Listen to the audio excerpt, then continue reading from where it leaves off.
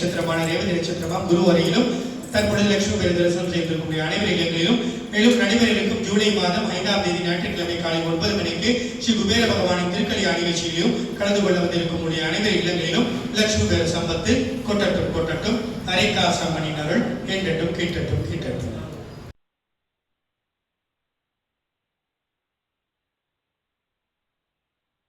லட்சுமி பெரு மூலவருக்கு மட்டும்தான் உற்சவர் இருக்காரு. சுத்தி இருக்க எந்த சாமிக்குமே உற்சவர் கிடையாது. பிள்ளையாருக்கு, முருகனுக்கு, நவகிரகத்துக்கு சொர்ணதுரைக்கு உற்சவமூர்த்தி வச்சிருக்காங்கன்னு கேட்டீங்கன்னா, சொர்ணதுரைங்கிறது குலதெய்வத்துக்கு ஈக்குவல் பவர். குலதெய்வம் தெரியாதவங்க, குலதெய்வம் தெரிஞ்சவங்க கூட சொர்ணதுரை வழிபட்டா குலதெய்வம் பரிபூர்ணமாக கிடைக்கும்.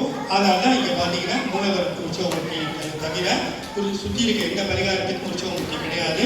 பரிகாரத்தை ஒரே ஒரு சொர்ணதுரை தேவிக்கு மட்டும் இங்க லட்சுமி பெரு மூலவருக்கு வாசல்லே அந்த உற்சவமூர்த்தி வச்சிருக்காங்க சொர்ணதுரைக்கு.